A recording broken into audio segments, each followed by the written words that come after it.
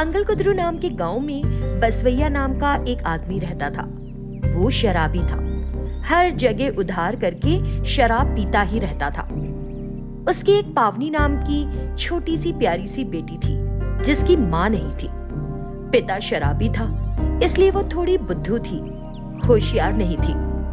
और आसपास के छोटे बड़े सब लोग उसे बुद्धू कहकर चिढ़ाते रहते थे और उसका मजाक उड़ाते रहते थे। और वो बेचारी चुपचाप उनके ताने सुनती रहती थी। एक दिन सुबह सुबह अच्छे से नहा धोकर बसवैया बोला, क्या हुआ पावनी, बड़ी सुस्त लग रही है?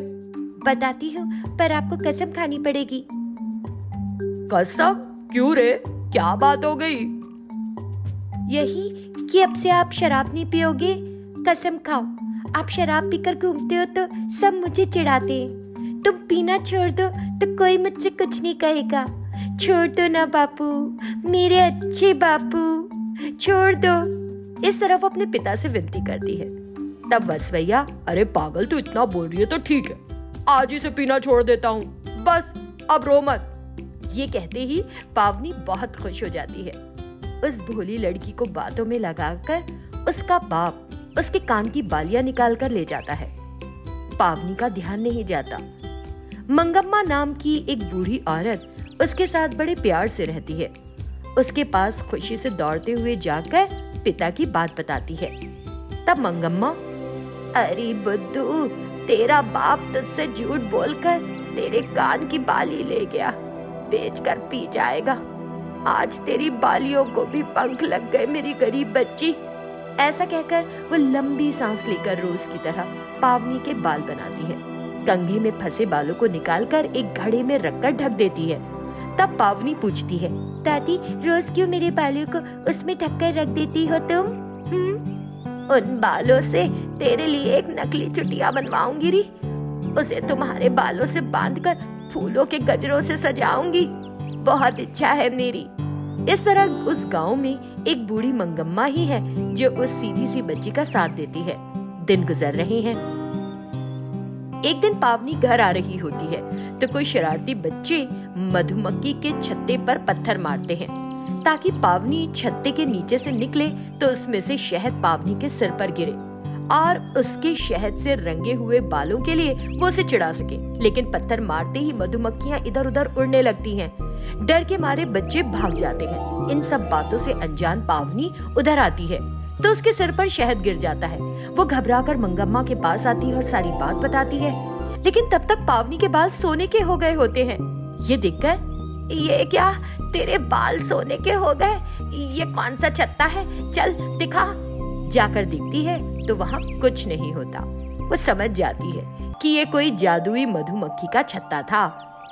तब से पावनी के बाल बनाकर हमेशा की तरह कंघी के बाल को जैसे ही घड़े में रखकर ढकती है, वैसे ही घड़े में सोने के सिक्के और जवाहरात से भरकर नीचे गिरने लगते हैं।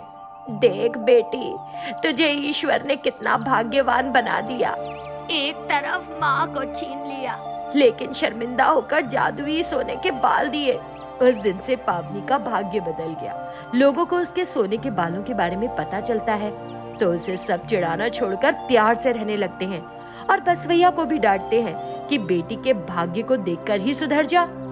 सबकी डांट खाकर बसवा भी पीना छोड़कर कपड़ों का व्यापार शुरू करके जीने लगता है।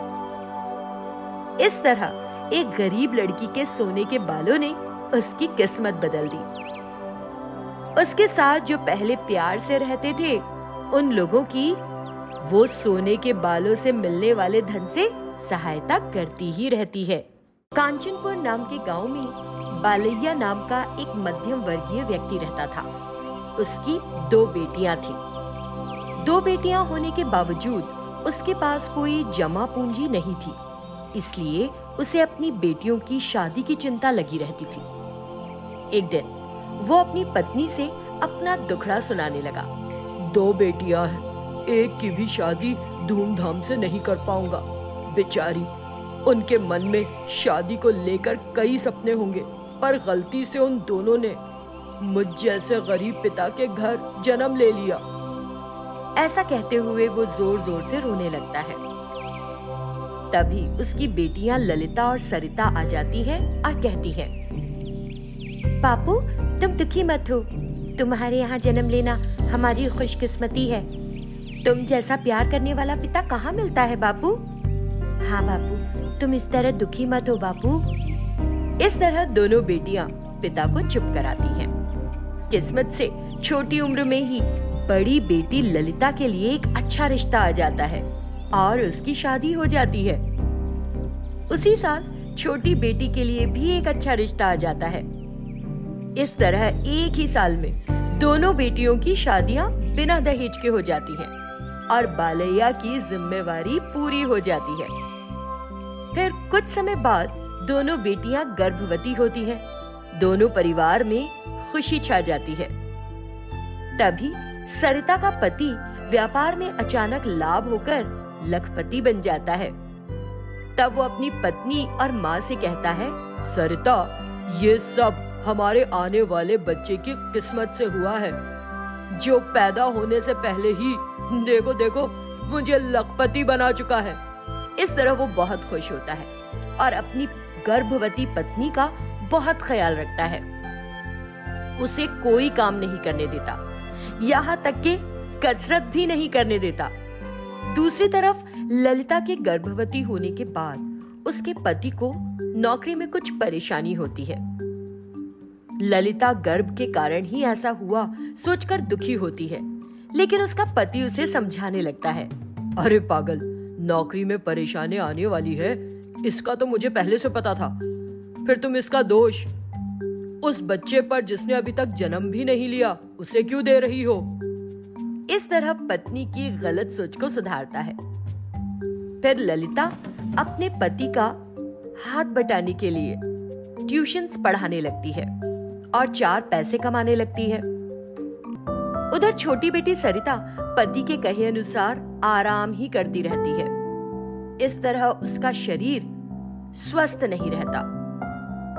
दूसरी तरफ ललिता अपने घर का काम भी करती है और बच्चों को ट्यूशन भी पढ़ाती है। दोनों की डिलीवरी का समय आ जाता है। ललिता को स्वस्थ बच्चा पैदा होता है। बच्चा होते ही उसके पति की नौकरी की समस्या ठीक होकर उसका प्रमोशन हो जाता है। दूसरी तरफ व्यायाम न होने की वजह से सरिता का बच्चा बीमार होता है और पति को भी व्यापार में नुकसान होता है। तब उसकी माँ उससे कहती है, देखो बेटा, भाग्य और दुर्भाग्य हमारी मेहनत पर होता है, ना कि होने वाले बच्चे पर। मेरे बहुत कहने पर भी तुम्हारे ना सुनने के कारण उसे ऑपरेशन से बच्चा हुआ। अब उसे कितनी परेशानी उठानी पड़ रही है, देखा तुमने। माँ के कहने पर सरिता के पति को अपनी गलती का एहसास होता है। इस तरह अमीर और गरीब बहनों को कम समय में ही जीवन की सच्चाई का अनुभव हो गया था। फिर तब से वो दोनों अपने अपने मेहनत से सुख दुख का अनुभव करते हुए जीवन गुजारती हैं।